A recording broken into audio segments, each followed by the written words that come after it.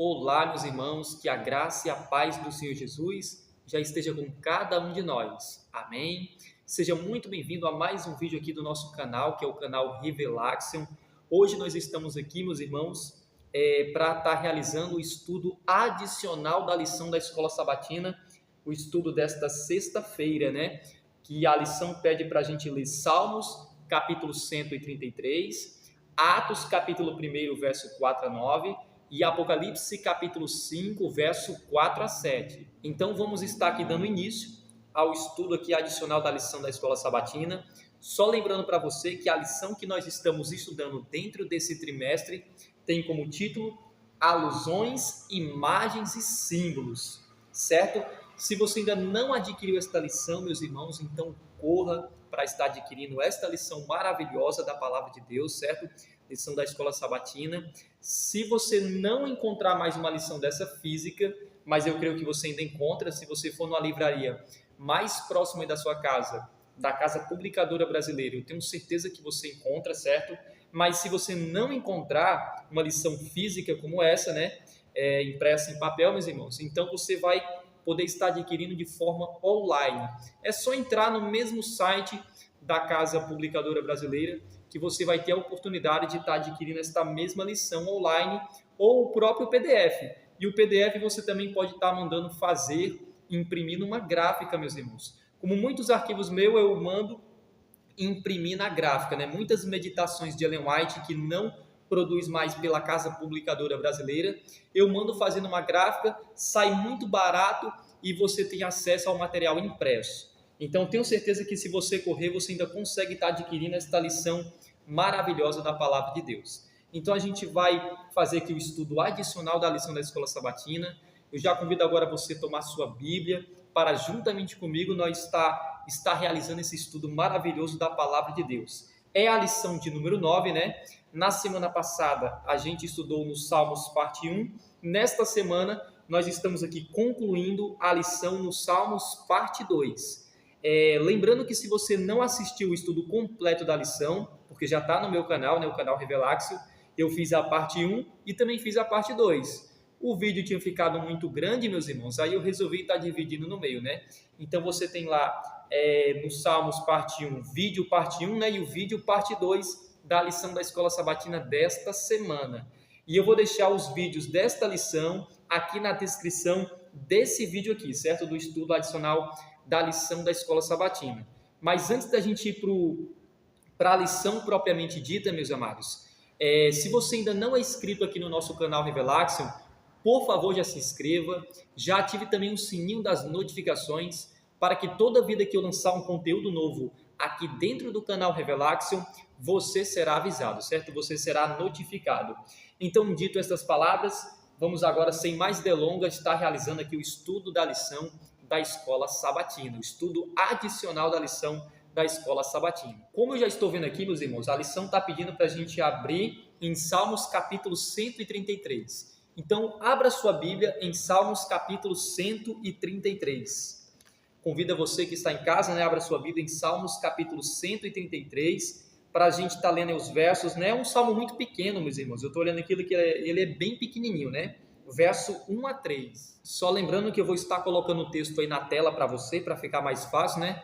Para você estar acompanhando juntamente comigo. Salmos capítulo 133. A palavra do Senhor nos diz o seguinte: ó, como é bom e agradável viverem unidos os irmãos.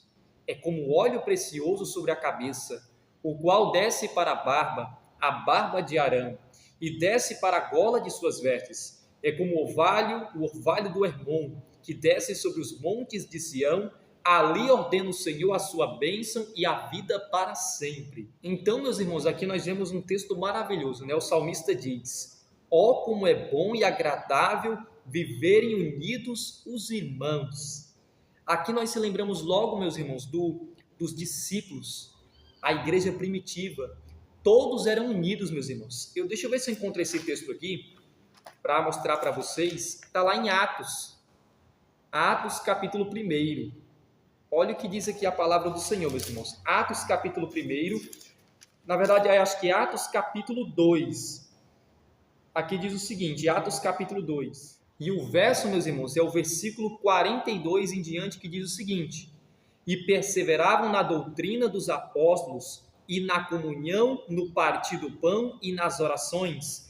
Em cada alma havia temor, e muitos prodígios e sinais eram feitos por intermédio dos apóstolos. Preste atenção agora no versículo 44. Todos os creram, todos os que creram estavam juntos, eles estavam juntos, e tinham tudo em comum, meus amados. Esta é a igreja primitiva.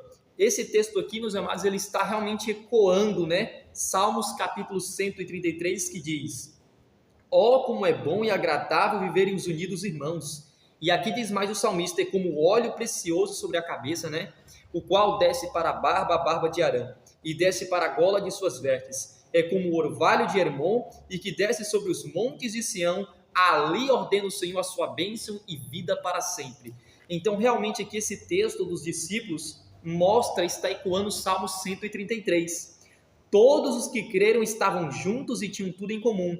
Vendiam suas propriedades e bens, distribuindo o produto entre todos, à medida que alguém tinha necessidade. Olha aí, meus irmãos, esta é a igreja ao qual nós precisamos imitar nos últimos dias, meus amados. Diariamente perseveravam unânimes, eles eram os unânimes no templo, partiam pão de casa em casa e tomavam as suas refeições com alegria e singeleza de coração, louvando a Deus e contando com a simpatia de todo o povo. Enquanto isso, acrescentava-lhes o Senhor dia a dia os que iam sendo salvos. E o evangelho estava sendo pregado e muitas pessoas estavam se convertendo, meus irmãos. E aqui diz que eles perseveravam juntos. Mas no quê? Perseveravam na doutrina dos apóstolos, meus amados, como mostra aqui Atos 2:42. Não pense que esta união aqui, meus irmãos, é um ecumenismo, como está acontecendo hoje, né? O papado está unindo todas as religiões, mas ele está unindo o quê? Nas tradições, na mentira misturada com a verdade. Mas aqui nós temos um povo que é unido, meus irmãos, mas não em tradições, mas sim na palavra de Deus, na palavra da verdade. João 17 ali, em João capítulo 17, Jesus ele ora ao Pai e diz: olha, Pai, era bom que eles todos vivessem em união. Deus ele está juntando o seu povo, mas que eles se santifiquem não em tradições, mas na própria verdade, né? Como diz João 17:17.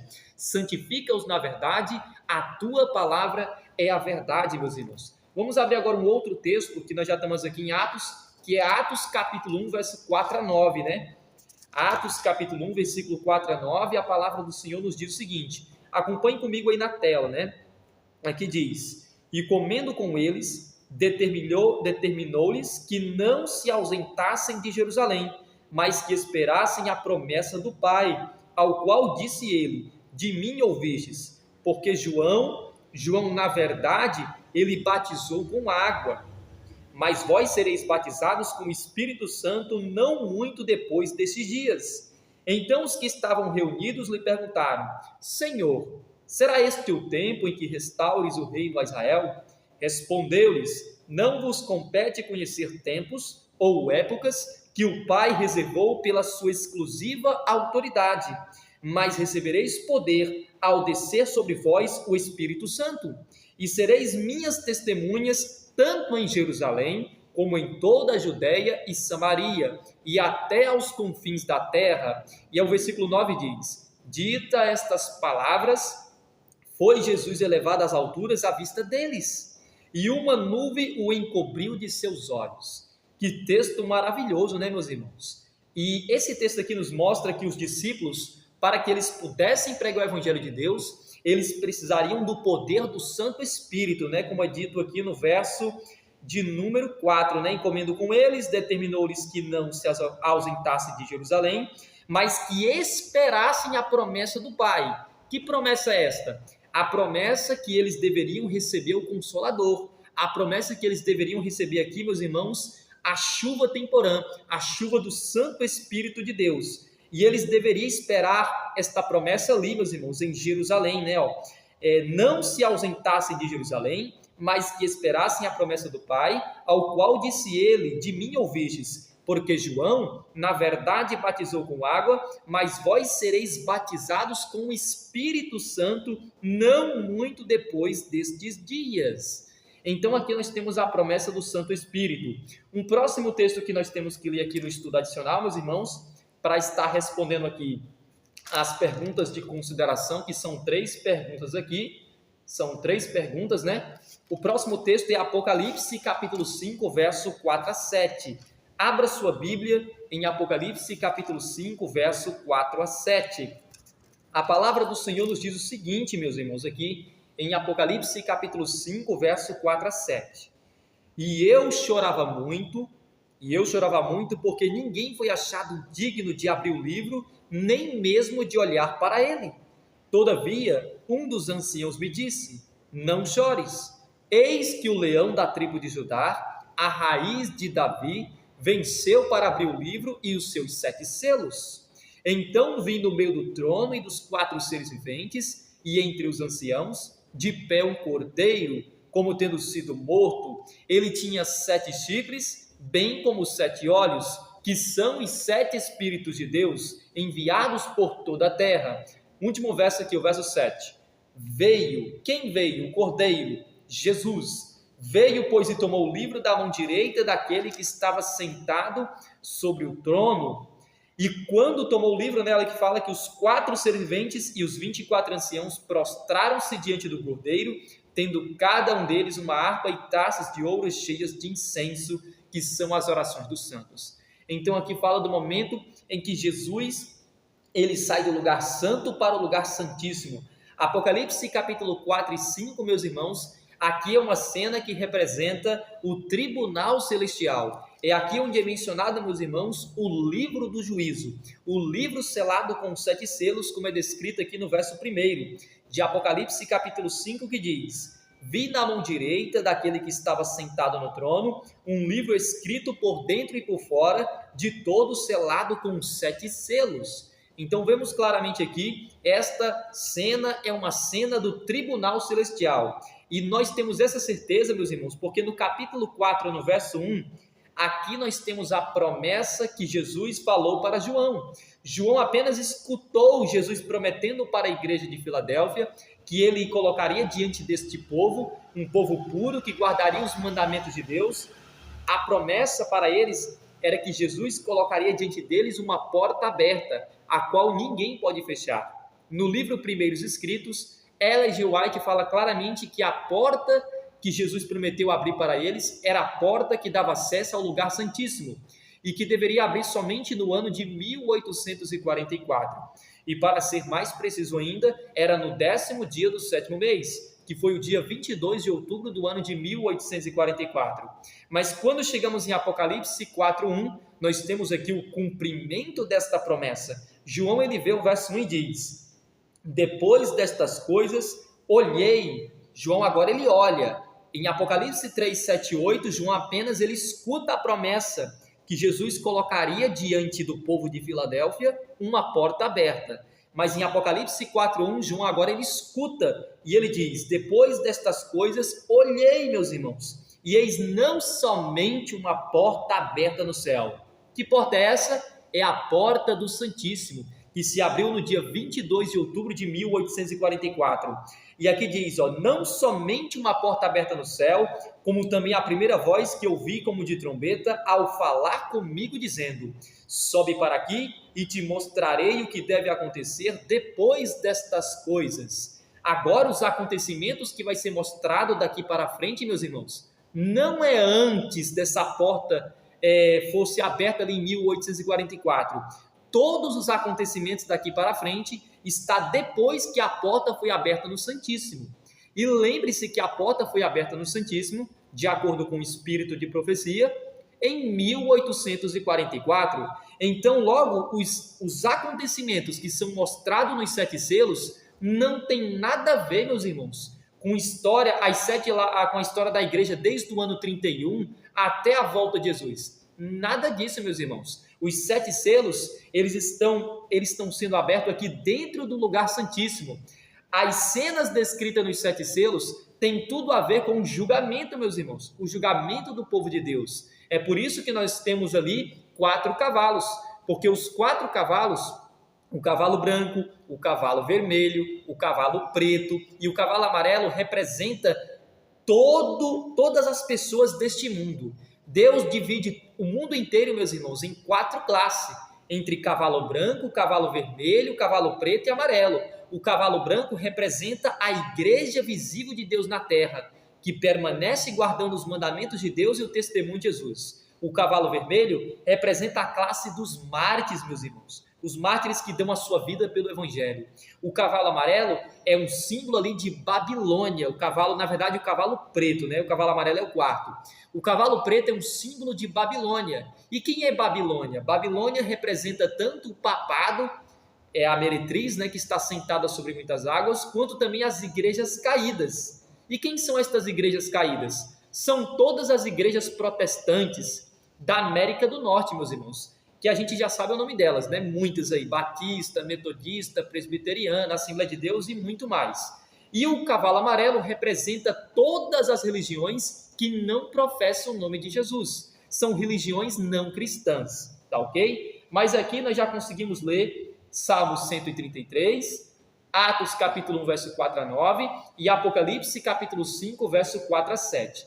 A serva do Senhor aqui na lição, ela diz o seguinte: durante a era patriarcal, a influência do Espírito Santo tinha sido muitas vezes revelada de maneira notável, mas nunca em sua plenitude. Então veja o que ela está dizendo, olha, durante a era patriarcal, né, a época ali de Abraão, de Isaac e Israel, a influência do Espírito Santo de Deus, né, a terceira pessoa da divindade, ela diz, a influência do Santo Espírito de Deus tinha sido muitas vezes revelada de maneira ali notável, mas nunca em sua plenitude. Nunca em sua plenitude. Por quê? Porque este momento em que o Espírito Santo seria derramado em sua plenitude, seria apenas em 2 momentos da história deste mundo. Ali nós vemos ali em Atos capítulo 2, o cumprimento desta promessa, que na verdade era o cumprimento de uma profecia, que já se encontrava no livro de Joel, no capítulo 2, no verso 28, onde ali nós temos a promessa do derramamento do Espírito Santo de Deus, que seria derramado através de 2 chuvas, que era a chuva temporã e a chuva serôdia. E ali em Atos capítulo 2, nós tivemos um cumprimento parcial desta promessa, que é a chuva temporã, que é a chuva em que eu e você temos que participar todos os dias. Não se esqueça, meus irmãos, que só quem vai receber a chuva serôdia de Deus nos últimos dias, quando a lei dominical sair, será os filhos de Deus que já participaram da chuva temporã, já estão vivendo uma vida de santificação, já estão vivendo uma vida de reforma, praticam a reforma de saúde, reforma do vestuário, uma reforma na música, reforma de caráter. Eles têm na sua mente 1 Coríntios 10, 31, que diz: quer comais ou quer bebais, ou façais qualquer outra coisa, fazei tudo para a honra e glória de Deus. Tudo, meus irmãos, é para a honra e glória do Senhor. E tem que começar por onde? Por meio da comida, meus irmãos, por meio aqui do apetite, né? O pecado entrou através do apetite. E ela diz mais aqui na citação: agora, em obediência à palavra do Salvador, que é a lei de Deus, os discípulos, vendo? Ela está citando Atos capítulo 2, os discípulos suplicavam esse dom, e no céu, Cristo intercedia por eles ainda mais. O Espírito Santo, meus irmãos, só deveria descer na vida dos discípulos. Primeiro, eles teriam que estar em consagração. E aqui nós tiramos uma lição para nós, meus irmãos. Aqui nós tiramos uma grande lição para nós. Se realmente nós queremos fazer o trabalho de Deus, nós precisamos estar consagrados. Nós não podemos pregar o evangelho de qualquer maneira. O que nós vemos hoje, meus irmãos, até mesmo dentro da própria igreja adventista, lembre-se, o irmão Ramon não gosta de ficar citando outra igreja, meus irmãos. Eu sempre gosto de mostrar realmente o pecado que está dentro da nossa igreja. Muitos poderiam até me criticar, você pode me criticar e dizer, olha, o irmão Ramon só grava vídeo para atacar a igreja. Eu nunca ataquei a igreja do Senhor, meus irmãos. A igreja adventista do 7º dia é a menina dos olhos de Deus, é o povo de Deus no tempo do fim. Mas o que nós não podemos ficar calado é contra o pecado, é contra o vinho de Babilônia que tem entrado dentro da igreja do Senhor para causar divisões. E aí quem está dizendo ou sendo acusado de causar divisões é o povo de Deus. mas na verdade não, meus irmãos. O que causa divisão entre o trigo e o joio é porque o trigo sabe, e o trigo não vai se misturar, meus irmãos, com o pecado. Então, o trabalho aqui do irmão Ramon nunca é atacar o povo de Deus. Nós que pregamos a verdade, nós não atacamos o povo de Deus. Jesus, quando falava contra os pecados do povo, era exatamente contra os pecados do povo que ele estava falando. Não era atacando o seu povo, porque ele ama o povo de Deus. O que ele não ama é o pecado que está sendo cometido dentro desse povo, meus irmãos. Então não confunda uma coisa com a outra. O irmão Ramon aqui não ataca a igreja adventista do sétimo dia. Esse não é o trabalho, esse não é o meu trabalho, esse é o trabalho de Satanás. Quem ataca a igreja adventista, chamando ela de Babilônia, falar mal dos irmãos, esse é o trabalho de Satanás, meus irmãos. O meu trabalho aqui não, o meu trabalho é apenas atacar o pecado, como Jesus atacava o pecado. Esse é o nosso trabalho. Nós não podemos se calar diante do pecado ou das heresias que tem entrado no meio do povo de Deus. E nós precisamos se consagrar, assim como os discípulos. Precisamos ter uma vida de oração, de um verdadeiro estudo da palavra. Como nós lemos aqui, precisamos perseverar na doutrina, como os discípulos perseveraram. Para quê? Ter essa vida de santificação. Para que a gente estudar a Bíblia? Para ter uma vida de verdadeira oração? Para que tudo isso, meus irmãos? Sabe para quê? Para que você receba o Santo Espírito de Deus e esteja qualificado para finalizar a obra da pregação do Evangelho de Jesus. E aqui ela diz o seguinte: os discípulos suplicavam esse dom, e no céu Cristo intercedia por eles ainda mais.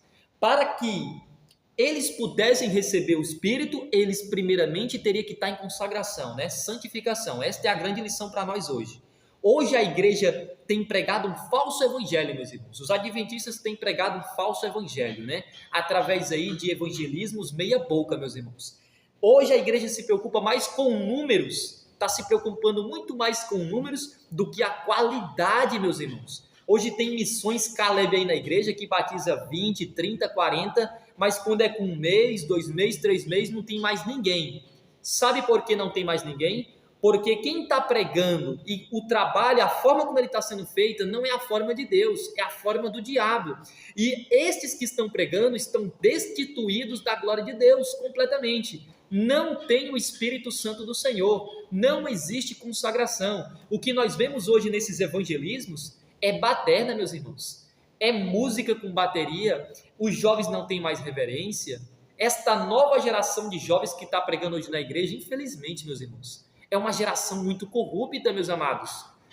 Tudo isso que nós vemos hoje na igreja é Laodiceia. É um povo que não tem coragem de tomar uma firme posição nem ao lado de Deus e nem ao lado do diabo. E aqui ela fala que para que o Espírito Santo descesse, o povo primeiramente teria que se santificar. Em segundo lugar, Jesus deveria ser entronizado no santuário celestial como nosso sacerdote. Por isso que ela fala que Jesus aqui intercedia por eles. Por eles quem? Os discípulos. E ela fala: ele reclamou o dom do Espírito Santo, para que pudesse derramá-lo sobre seu povo. Isso está escrito em Atos dos Apóstolos, né? Na página de número 37. E aqui, meus irmãos, nós temos algumas perguntas para consideração. A primeira pergunta diz o seguinte: muitos ainda não foram alcançados. Muitos ainda não foram alcançados. Embora as 3 mensagens angélicas tenham se espalhado no mundo, como cumprir a tarefa que Cristo nos designou? E que tarefa é essa? Pregar o evangelho a toda criatura. Ide por todo mundo e pregar o evangelho a toda criatura, batizando-os em nome do Pai, do Filho e do Espírito Santo, e ensinando a guardar todas as coisas que Jesus nos ensinou, meus irmãos, que é guardar os mandamentos de Deus. João 14,15: se me amais, guardareis os meus mandamentos. 1 João 2,6 diz: aquele que está em Cristo, esse deve andar como ele andou. É isto que nós precisamos pregar para as pessoas e ensiná-las. E a pergunta diz, né? Muitos ainda não foram alcançados, embora as 3 mensagens angélicas tenham se espalhado no mundo, né? Já está sendo pregada desde 1844 até hoje, a data de hoje que eu estou gravando esse vídeo, que é 30 de maio aqui do ano de 2025, o evangelho já tem sido pregado, meus irmãos, mas ele ainda não tem sido pregado com aquele impacto. E ela diz: como cumprir a tarefa, né? a pergunta da lição. A lição aqui diz: como cumprir a tarefa que Cristo nos designou? Como evitar o desespero ao pensar nos que ainda não ouviram as verdades para os últimos dias? Você poderia ficar desesperado, não é verdade? Primeiro, vamos responder aqui, como cumprir a tarefa que Cristo nos designou? Nós já respondemos essa pergunta. Nós precisamos ser como os discípulos. Precisamos viver uma vida de consagração e de santificação. Se nós temos que cumprir esta tarefa, tem que ser com o poder do Santo Espírito de Deus, meus irmãos, como nos mostra Apocalipse capítulo 18. Apocalipse capítulo 18, nós temos ali o derramamento do Espírito Santo de Deus, que será derramado na vida dos 144 mil, que vão proclamar a última mensagem de advertência ao mundo. Então é desta forma que nós podemos cumprir a tarefa que Cristo nos confiou, se consagrando, se santificando, para que possamos ser cheios do Santo Espírito de Deus e assim possamos finalizar a obra de pregação do Evangelho. E aqui diz: como evitar o desespero ao pensarmos que ainda não ouviram as verdades para os últimos dias? Ora, você, meu amado, não precisa ficar desesperado, nem eu, sobre essa questão, como é que Deus vai finalizar a obra. Uma coisa é certa, meus irmãos, é um trabalho sobrenatural, é algo inexplicável. Nem eu e nem você tem a capacidade de descrever o impacto que será a chuva serôdia na vida daqueles que vão pregar, meus irmãos, a verdadeira reforma de saúde, reforma da música, reforma do vestuário. Haverá um verdadeiro reavivamento espiritual, porque o que está acontecendo no mundo aí afora é um falso reavivamento, meus irmãos. Nós temos visto aí um falso reavivamento dentro, não só fora, mas também dentro do povo de Deus. Tem sido pregada vários fogos estranhos, doutrinas estranhas, uma falsa santificação, que você pega o pecado e vai cortando o pecado de pouquinho, vai deixando um pecado de pouquinho em pouquinho. Isso não existe, meus irmãos, isso é heresia de Satanás. Jesus é muito claro, sempre ele falava, olha, vá e não peques mais. Se queres alcançar misericórdia, você precisa confessar o seu pecado e abandonar, como diz Provérbios 28:13. Aquele que encobre as suas transgressões jamais prosperará, mas aquele que confessa e deixa, este alcançará misericórdia. Se você quer a misericórdia do Senhor, meus irmãos, se você quer terminar a obra que Deus te confiou de pregar as 3 mensagens angélicas a toda criatura, se você deseja fazer parte do povo de Deus, você precisa confiar no Senhor, você precisa se arrepender de seu pecado, você precisa ter uma profunda tristeza pelo que você cometeu ou que você está cometendo hoje. Após você reconhecer que você é um pecador e que precisa de Jesus, precisa da graça de Jesus, aí sim você confessa ali o seu pecado, meu irmão, mas você tem que abandoná-lo, porque se você não abandoná-lo, você não poderá entrar no reino de Deus. E a única forma para que você consiga abandoná-lo é recebendo a graça de Jesus. E por meio da graça nós recebemos o Espírito Santo de Deus. E isso nós chamamos de justificação pela fé. Então nós não precisamos ficar desesperados como é que Jesus vai terminar a obra, meus irmãos. Esta é uma obra de Deus. Jesus vai terminar a obra, meus amados. A promessa é que haverá um novo céu e uma nova terra. Confie nestas palavras, meus irmãos. Deus ainda tem filhos e filhas sinceras que estão descendo ao pó da terra hoje, que não conhecem a verdade do adventismo, mas que farão parte da grande multidão. Mas se você já conhece, claro, a verdade do adventismo e não toma uma decisão verdadeira ao lado da verdade, uma posição forte, você será lançado fora. Porque para nós que conhecemos a mensagem do terceiro anjo, ou a gente está dentro dos 144 mil, ou a gente está fora, meus irmãos. Mas o mundo ainda não conhece a mensagem do terceiro anjo. Então Deus vai colocar cada uma destas pessoas na grande multidão, a qual ninguém pode contar. Então fique tranquilo, meu amado, que Deus ainda tem filhos e filhas sinceras que estão espalhados no mundo afora, mas que no momento certo, quando a mensagem de Deus for pregada, eles vão sair e vão se juntar às fileiras dos que guardam os mandamentos de Deus e têm o testemunho de Jesus. A segunda pergunta aqui diz, João viu o livro sendo selado, João viu que o livro sendo, na verdade, dado ao Cordeiro, porque ele é digno, ele morreu por nós, ele é o único que pode abrir o livro, meus irmãos. Jesus é o único que pode iniciar o julgamento. No livro de João 5:22 fala, e ele é o único que é digno de julgar porque ele é filho do homem, meus irmãos. O Pai confiou ele o juízo porque ele é filho do homem. porque ele conhece as mesmas lutas que eu e você nós passamos. Jesus nasceu como homem, viveu como homem, cresceu como homem, morreu como homem e ressuscitou como Deus homem. E a pergunta diz: João viu o livro sendo dado ao Cordeiro porque ele é digno. Quando os selos são abertos, lá em Apocalipse capítulo 6, surge ali a história da igreja até o fim. Aqui eu não posso concordar, né, meus irmãos, com essa pergunta aqui, porque ele diz, surge a história da igreja até o fim. Não surge ali a história da igreja até o fim. Os 7 selos não podem ser confundidos com as 7 igrejas. 7 igrejas é igual a 7 igrejas. 7 selos é 7 selos. 7 trombetas são 7 trombetas e 7 taças são 7 taças. Eu não posso dizer que as 7 taças ali representam a história das 7 igrejas. Da mesma forma como eu não posso dizer que os 7 selos representam a história das 7 igrejas, ou as 7 trombetas como sendo a história das 7 igrejas. Não é verdade, meus irmãos. Os 7 selos, eles são abertos no Santíssimo e representam ali as 7 fases do selamento ali que mostra do povo de Deus, desde 1844 para frente, porque o juízo não começa no ano 31. O juízo começou no ano de 1844. Por isso que Apocalipse 4:1 fala da porta aberta. Depois destas coisas olhei, e eis não somente uma porta aberta no céu, como também a primeira voz que ouvi como de trombeta ao falar comigo, dizendo: sobe para aqui, e te mostrarei o que deve acontecer depois destas coisas. Então os acontecimentos descritos em cada um dos selos não tem nada a ver com o ano 31, porque o próprio Jesus está dizendo aqui que os acontecimentos descritos nos selos, eles são contados a partir do momento em que a porta foi aberta. E a porta foi aberta em que ano? O Espírito de Profecia nos diz, 1844. E a pergunta diz, né? Surge ali a história da igreja até o fim. Agora nós temos a pergunta. A partir dessa descrição, que descrição dos 7 selos que são abertos no Santíssimo? Que lições aprendemos sobre a maneira pela qual Deus pretende terminar a obra? Meus irmãos, Deus, ele pretende terminar a obra por meio da pregação das 3 mensais angélicas. Mas para que isso aconteça, o povo de Deus tem que se consagrar e receber o Espírito Santo do Senhor, não é verdade? Mas tem algo mais, Perceba também que este finalizamento da obra tem tudo a ver com o que está acontecendo no santuário celestial, meus irmãos.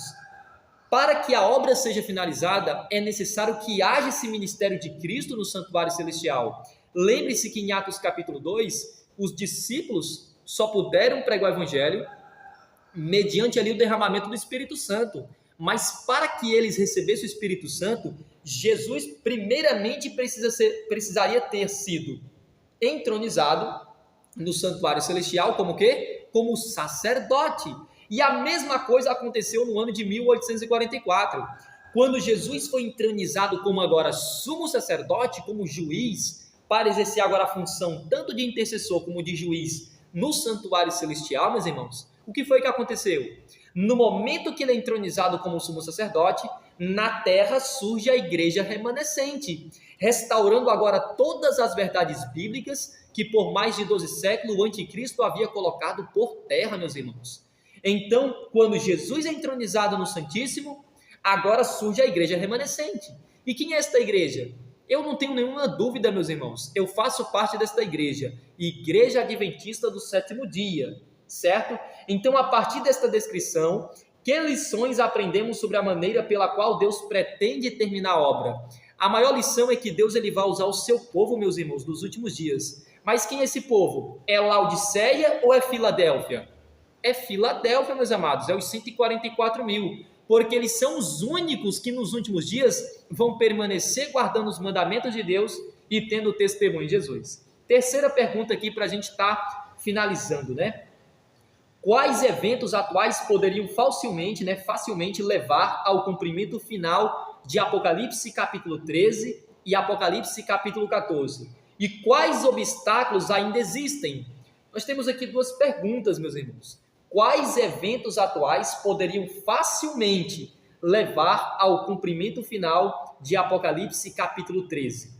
Ora, tem vários eventos acontecendo hoje, meus irmãos. Quando a gente liga a televisão, nós percebemos aí, o novo Papa, esse Papa Leão XIV, que vai seguir agora as pegadas do Papa Leão XIII. O Papa Leão XIII, ele promulgou aquela encíclica, né? Acho que é Rerum, não sei o que, Novaro, né? Renovar, alguma coisa o nome da encíclica. Não estou lembrado agora o nome, meus irmãos. Mas nesta encíclica, ali fala da promulgação de uma lei. Lei essa que é contrária ao quarto mandamento da lei de Deus, que requer a observância do Santo Sábado. A lei dominical. E agora nós vemos um Papa que, na verdade, meus irmãos, é um norte-americano, sendo Papa, né? O Papa Leão XIV, e ele vai seguir as pegadas do Papa Leão XIII. O Papa Leão XIII ali, ele fez a encíclica, e o foco daquela encíclica era o estabelecimento da lei dominical. E qual é a prova disso? É porque no mesmo ano, meus irmãos, ou na mesma época em que esse Papa estava atuando, nós tivemos ali um momento de um incidente em 1888, em que a lei dominical seria promulgada ali nos Estados Unidos. Você pode encontrar essa informação no livro, me lembrei aqui o nome do livro, meus irmãos, é a Lei Dominical Nacional. Você pode até estar conseguindo esse livro, tem na internet, tem o PDF. Nesse livro mostra claramente que em 1888, ali na época do senador William Bly, né, ia ser promulgado, meus irmãos, ia ser promulgado esta lei dominical. E ali nós tivemos uma união da igreja com o Estado, a formação da imagem da besta. Isso foi na época ali do Papa Leão XIII. E o que acontece? Hoje nós temos aí o Papa Leão XIV no poder. Ele vai seguir as mesmas pegadas do Papa Leão XIII. Eu tenho absoluta certeza, meus irmãos, só não posso bater o martelo aqui definitivamente, mas eu creio que talvez, meus irmãos, este seja o último Papa e que a lei dominical vai sair durante o seu mandato, meus amados. Então nós temos muitos eventos aí que podem se desenrolar para o cumprimento final da profecia, sendo que também a partir do ano de 2025, teve uma mulher chamada, meus irmãos, Alice Bailey, que é uma contrafação do espírito de profecia dos escritos de Ellen G. White. Esta mulher, se eu não me engano, ela escreveu 13 obras satânicas, meus irmãos, diabólicas. E esta mulher, tanto ela, Alice Bailey, quanto a outra, meus irmãos, que é Petrovna Blavatsky, alguma coisa assim o nome da mulher, que todas as doutrinas teosóficas, o ocultismo segue o que estas mulheres escreveram. Petrovna Blavatsky, né, Aleister Crowley e outros mais, né, Alice Bailey. E esta mulher, Alice Bailey, ela diz que a exteriorização da hierarquia, né, que é o momento em que os anjos caídos começariam a aparecer visivelmente diante das pessoas, começaria a partir do ano de 2025. E sabe o que é interessante? Nesse ano de 2025, já tem muitas pessoas vendo anjos passando pelo céu, estrelas andando de um lado para outro, pessoas conversando com estrelas, e as estrelas piscam para essas pessoas. Tudo isso, meus irmãos, são manifestações demoníacas. Por quê? Todos estes sinais estão declarando a chegada, meus irmãos, que o fim está muito próximo. E aqui diz, né, os acontecimentos de Apocalipse 13 e 14, né, que fala ali do momento da ascensão novamente do papado, e Apocalipse 14 fala de um povo que não vai se ajoelhar diante do papado. Mas quais obstáculos ainda existem para que tais acontecimentos aconteçam, ou para que aconteça realmente a breve volta aí, meus irmãos, a volta de Jesus? Quais são os obstáculos que nós temos hoje? Ora, eu posso dizer, meus irmãos, que o único obstáculo que tem hoje ainda, que está se desenvolvendo, são estas 10 supernações. O mundo tem que ser dividido aí em 10 grandes blocos econômicos, mas tem muitos países que ainda são rígidos e não aceitam, né? A gente sabe que o papado ele está lutando, ele está andando de país em país para poder ajuntar todas as nações, todos os reinos da terra, para lutar contra o Criador de todas as coisas. Tem aqui uma citação, meus irmãos. Deixa eu abrir aqui para vocês, para ler para vocês. Aqui na Maranata, né? Como é formada a imagem da besta, né? Para que saia a lei dominical, a gente sabe que para sair a lei dominical, nós temos que ter a formação da imagem da besta. E em Apocalipse 13, 12, onde aqui diz, né? Exerce toda a autoridade da primeira besta na sua presença, faz com que a terra e os seus habitantes adorem a primeira besta, cuja ferida mortal foi curada. E aqui ela diz o seguinte, ó, ao fim de formarem os Estados Unidos, que é a besta que emerge da terra, né? Ao fim de formarem os Estados Unidos uma imagem da besta, o poder religioso deve a tal ponto dirigir o governo civil que a autoridade do Estado também seja empregada pela igreja para realizar os seus próprios fins. A imagem da besta representa a forma de protestantismo apóstata que se desenvolverá quando as igrejas protestantes ali da América do Norte buscarem o auxílio do poder civil para a imposição de seus dogmas. É este evento, meus irmãos, que está aqui faltando e que ainda está sendo um grande obstáculo para que a profecia possa se cumprir de forma muito clara. Porque quando estas igrejas da América do Norte, elas buscarem o auxílio do poder civil para a imposição de suas leis essas que vão ser contrárias aos 10 mandamentos de Êxodo capítulo 20 e Deuteronômio capítulo 5, quando esta imagem da besta estiver formada, onde a gente vai ter uma nova forma de protestantismo apostatado. Hoje nós temos já o protestantismo apostatado, mas ainda não é a imagem da besta. A imagem da besta é uma nova forma de protestantismo apostatado, onde as igrejas da América do Norte serão apoiadas pelo poder do Estado. E este poder do Estado é o poder da besta que emerge do mar. América do Norte, meus irmãos, aquela besta, né, que tem 2 chifres parecendo de um cordeiro, mas fala como um dragão, e que também é chamada na Bíblia de falso profeta, meus irmãos. Então, esse é o único obstáculo, porque quando esta imagem estiver formada, quando houver uma igreja misturada com o Estado, então aí, meus irmãos, será promulgada a lei dominical. E aí sim vai acontecer todos os acontecimentos que está prometido em Apocalipse capítulo 13 e Apocalipse capítulo 14. Mas o mais incrível é que vai se cumprir, meus irmãos. E este evangelho do reino será pregado para todo mundo, para testemunho a todas as nações, então virá o fim. E aqui, meus irmãos, para a gente estar finalizando o nosso estudo adicional de hoje, que eu tenho certeza que foi uma bênção, né? Principalmente na minha vida, e eu tenho certeza que também está sendo uma bênção na sua vida. Aqui, meus irmãos, na lição, gostaria apenas de citar uma citação aqui do estudo da própria lição da Escola Sabatina, na parte número 9, né? Está aqui no estudo adicional, ela diz o seguinte, eu vou ler só essa citação para a gente estar finalizando. Cristo valoriza a obediência do seu povo aos mandamentos de Deus, que deve conhecê-los bem e aplicá-los em seu cotidiano. Deus, meus irmãos, ele valoriza a obediência do seu povo. Que povo é esse? Não é o povo de Laodiceia, é Filadélfia, que são aqueles que são obedientes aos mandamentos de Deus. E ela diz que este povo deve conhecê-los, conhecer bem os mandamentos e aplicá-los todos os dias de sua vida. A santificação, ela é um processo diário, que vai durar toda uma vida. Agora, é claro, meus irmãos, que muitos têm pregado dizendo que o povo de Deus vai viver pecando até o tempo do fim. Tudo isso é mentira, meus irmãos. E isso é mentira, sabe por quê? Porque o último povo que estará vivo na história deste mundo, que vai guardar os mandamentos de Deus, eles são os 144 mil. E a Ellen White fala no livro Grande Conflito e também no livro Primeiros Escrito, ela diz que este povo vai viver à vista de um Deus santo, sem nenhum intercessor no céu. Lembre-se, se eu peco, eu ainda tenho um intercessor no céu para perdoar o meu pecado e me purificar de toda injustiça, se eu confessar e abandonar o pecado. Mas na época dos últimos dias, na época em que a porta da graça se fechar, não haverá mais intercessor no céu.